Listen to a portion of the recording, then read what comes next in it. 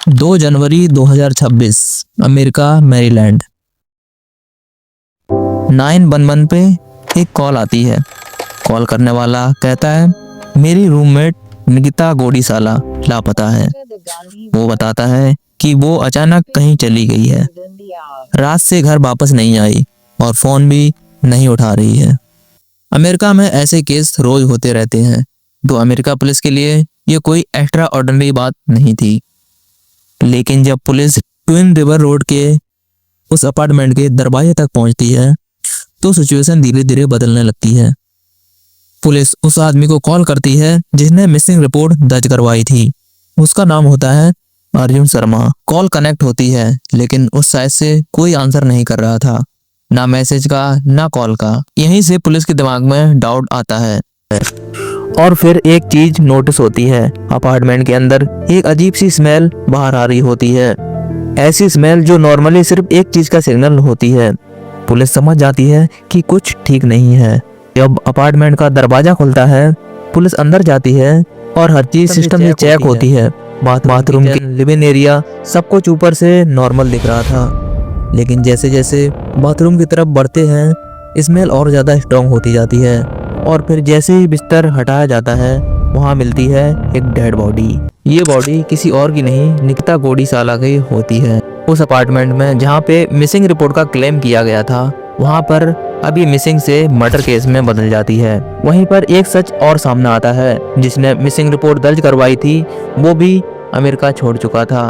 तब पुलिस उसी time murder का केस फाइल करती है और ये मामला सिर्फ लोकल इन्वेस्टिगेशन का नहीं रहता, ये केस इंटरनेशनल में बदल जाता है। यहीं से शुरू होती है निकिता गोडीसाला की पूरी कहानी।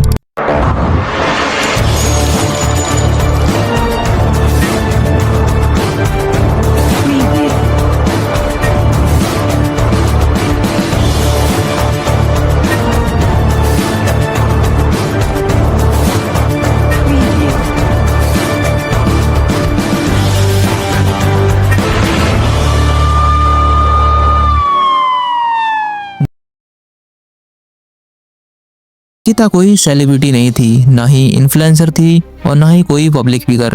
निकिता एक हमारे और तुम्हारे जैसी सिंपल लड़की थी।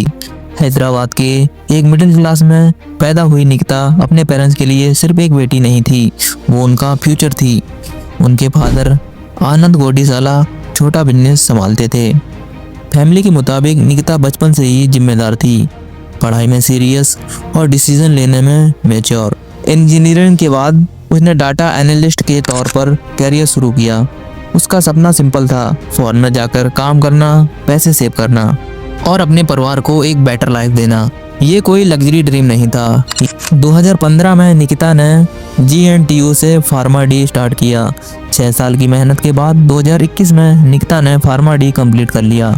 2021 से 2022 तक निकिता ने KIMS हॉस्पिटल में क्लिनिकल फार्मिस्ट इंटर्न के तौर पर काम किया और 2022 से 2023 तक KIMS हॉस्पिटल में ही क्लिनिकल डाटा स्पेशलिस्ट का रोल किया। 2023 में निकिता को H1B वीज़ा मिलता है। इस वीज़ा का मतलब सिर्फ जॉब नहीं होता, इसका मतलब होता है लॉनलीनेस, प्रेशर एंड रेस्पॉन्सिबिलिटी।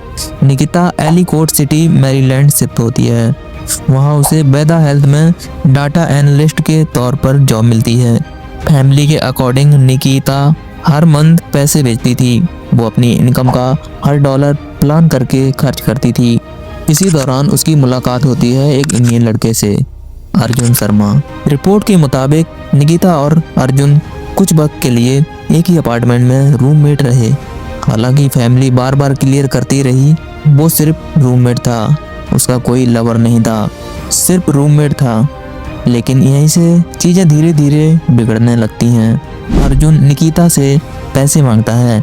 शुरू में अमाउंट छोटा होता है तो निकिता मदद कर देती है, फिर अमाउंट धीरे धीरे बढ़ता जाता है। अमाउंट टोटल $10,000 पहुँच जाता है, यानी इंडियन करेंसी में करीब 92,000 रुपये। निकिता को लगता है ये टेम्परेरी प्रॉब्लम है, आगे चल के वो उसके पैसे वापस कर देगा। लेकिन आगे कुछ ऐसा होता है जो निकिता ने भी नहीं सोचा था। वक्त बीतता है लेकिन पैसे वापस नहीं आते। निकिता बार बार पैसे मांगती है, यहाँ तक कि फेस टू फेस भी बात होती है। शुरू में अर्जुन इग्नोर करता है, फिर एक्सक्यूजेस देता है और फिर दोनों टॉक्सिक होने लगते हैं। फैमिली के मुताबिक निकिता मेंटल प्रेशर में थी। ये उसकी मेहनत की कमाई थी। अगर वो यहाँ चुप रहती तो उसके पैसे कभी नहीं मिलते।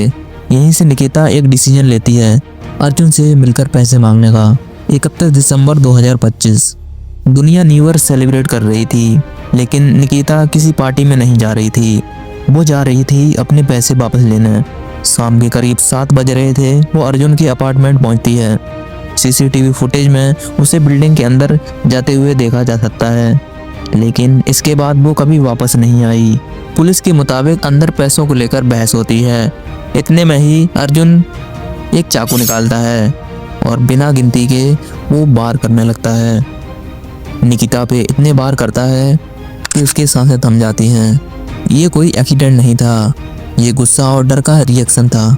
जब निकिता की आवाज़ हमेशा के लिए बंद हो जाती है, फिर अर्जुन सिर्फ अपने बारे में सोचता है। वो लाश को छुपाता है और एक नई स्टोरी तैयार करता है। कुछ वक्त बाद वो 911 पे कॉल करता है और कहता है कि निकिता लापता है। लेकिन जब पुलिस अपार्टमेंट पहुंचती है तो बदबू सब कुछ बता देती है। जांच के दौरान लाश मिल जाती है, लेकिन तब तक अर्जुन कंट्री छोड़कर जा चुका था। पुलिस मर्डर का केस रजिस्टर करती है और इंटरपोल को इन्वॉल्व किया जाता है और तमिलनाडु में इंटरपोल और इंडियन अथॉरिटीज ने उसे अरेस्ट कर लिया। एक कड़वी सच्चाई बताती है, अगर हम किसी गलत आदमी पे भरोसा कर लेते हैं तो उसकी कीमत हमें अपनी जान देकर भी चुकानी पड़ सकती है। एक सवाल अभी भी बाकी है, क्या निकिता को जस्टिस मिलेगा और अर्जुन शर्मा क्या लॉ से बच पाएगा? क्या उसे सज़ा मिलेगी? ये कहानी यही ख़त्म होती है। मिलते हैं अगले केस में।